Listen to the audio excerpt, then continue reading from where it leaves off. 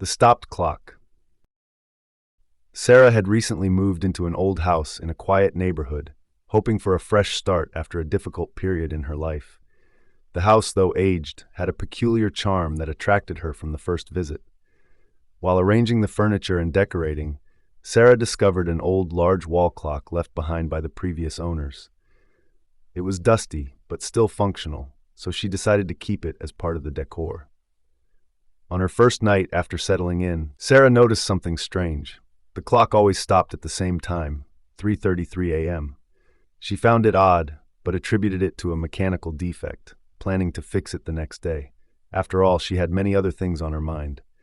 The next night, Sarah woke up suddenly and looked at the digital clock beside her bed, 3:33 a.m.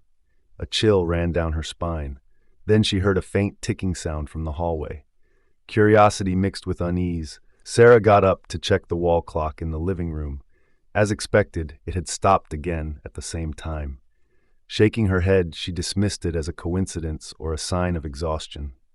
During the day, life seemed normal.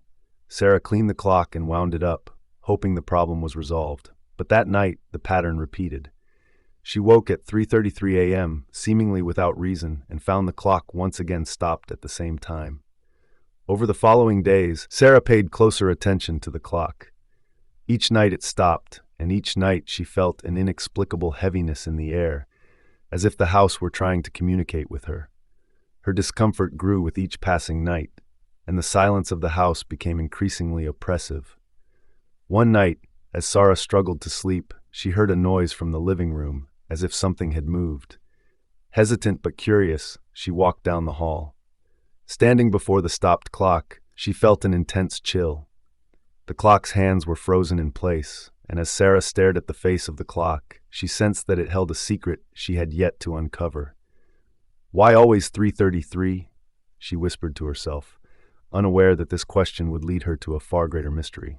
That night, Sarah went to bed with a sense of unease. She knew the clock would stop again at 3:33 a.m., but she tried to convince herself it was just a fixable defect. Yet, something deep inside her doubted that explanation. Exactly at 3:33 a.m., Sarah woke once more. The house was enveloped in an absolute silence, and the air felt colder. Sitting up in bed, her heart racing, she didn't know why she felt so anxious. Then a chill ran down her spine as she heard a faint whisper from the direction of the living room. With cautious steps, Sarah rose and walked down the hallway, her footsteps echoing softly on the wooden floor. When she reached the living room, she found the clock stopped again, as expected. But this time, something was different. As she looked at the clock, a terrifying vision invaded her mind. She saw a woman in the living room, her face filled with terror.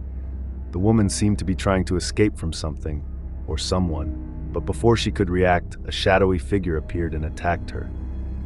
The vision lasted only a few seconds, but it was enough to make Sarah stumble back, gasping for breath. "What was that?" she murmured, her heart pounding. She tried to convince herself it was just a dream, a vivid imagination sparked by the eerie atmosphere. But the vision felt so real, so tangible, that Sarah couldn't shake it off. The next night, she left a dim light on in the living room, preparing herself for another possible vision. Again, at 3:33 a.m., she woke up. This time, the whisper was clearer, almost like a voice murmuring incomprehensible words. Looking at the clock again, another vision overwhelmed her. Now she saw the same woman, but the scene was different. The woman sat on the sofa, holding a letter, crying. Sarah felt the woman's pain and despair as if they were her own. When the vision ended, Sarah collapsed onto the sofa, her mind spinning. Are these visions real? She wondered. She could no longer ignore what was happening. The clock, in some inexplicable way, was connected to something dark in the house's past and seemed to be trying to show her the truth. Scared but determined to uncover the mystery, Sarah resolved not to rest until she understood what was happening.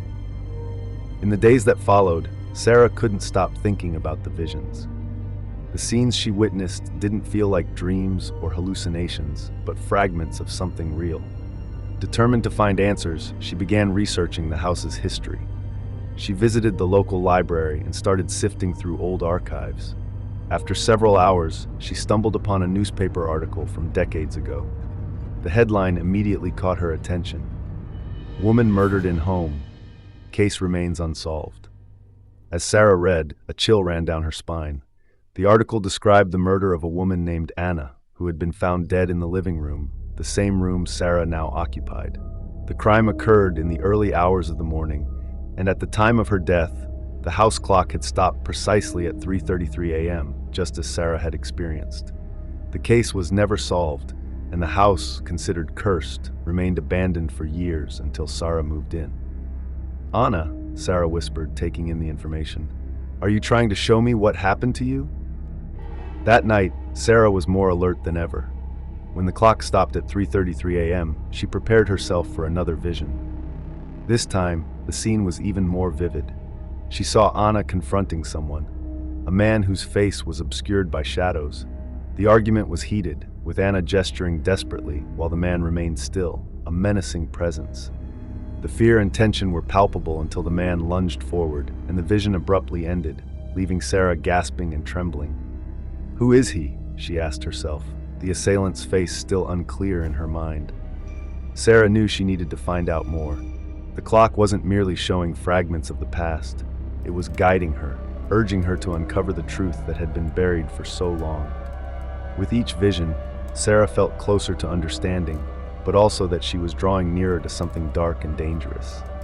She returned to the library, gathering more information about Anna. Sarah discovered that Anna was a respected woman in the community, but her tragic death left many questions. Rumors suggested that her killer was someone close to her, perhaps even a family member, though nothing was ever proven. As Sarah pieced together the puzzle, the visions became more intense. Each night she was drawn deeper into Anna's final moments, experiencing the terror and despair of a spirit unable to find peace. Sarah realized that time was running out. The visions weren't just fragments of the past. They were building a story, revealing a truth that had been hidden for decades. Each night at 3:33 a.m., the clock stopped, and she was pulled into Anna's mind, feeling her pain and fear. That night, Sarah decided to confront whatever was trapped in the house. She prepared herself, leaving a dim light on and clutching a small charm she had found among Anna's belongings. As the minutes ticked closer to 3:33, Sarah felt the air grow heavier, almost as if the house itself was holding its breath. When the clock stopped, Sarah didn't just see a vision. She felt transported entirely into the past. The living room shifted around her, old furniture returning to its place, lights flickering ominously. She saw Anna again, standing before a shadowy figure. This time the man's face became clear. Though Sarah had never seen him before, Anna's expression revealed everything. He was someone she knew, someone she trusted. The tension in the air was palpable. Sarah watched helplessly as Anna tried to back away, but the man advanced with an expression of cold fury. Anna turned toward the clock, as if seeking answers or salvation from it. The hands were about to strike 3:33 again when the man attacked, pushing her to the ground. Anna's scream echoed through the room, and Sarah, feeling all of Anna's pain and fear, screamed with her. At that moment, the vision was interrupted by an unexpected presence. Sarah saw a dense shadow forming in the room, taking the shape of Anna's spirit.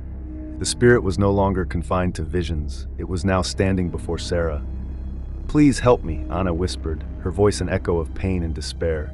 "He's still here. I can't rest." Sarah, still trembling from the vision, found her voice. "I'll help you, but I need to know who he is. Why did he do this to you?" Anna raised her hand, pointing to the clock. "Time is stuck. I am stuck. He must be revealed for me to be free." With those words, Anna's spirit slowly faded, leaving Sarah alone in the room once more. But Anna's words echoed in Sarah's mind. The man who killed Anna still held a dark power over the house, and it was Sarah's duty to bring the truth to light and free the tormented soul. With Anna's words still echoing in her mind, Sarah knew she had to act quickly. The clock was more than an old object. It was the portal connecting the present to the dark past of the house. Sarah felt that the next vision would be crucial to solving the mystery. That night, she waited anxiously for the moment when the clock would stop. Exactly at 3:33 a.m., the room transformed again, and Sarah was pulled into the most intense vision yet. This time, she saw everything clearly. Anna stood in the living room, holding the letter Sarah had seen in a previous vision. The letter seemed to be a crucial piece of the puzzle. Sarah managed to read part of the letter. "If you don't stop, I'll have to tell everything." The letter was a warning, a threat that Anna knew something that could ruin the man she was addressing. But who was he? Suddenly, Sarah heard heavy footsteps approaching.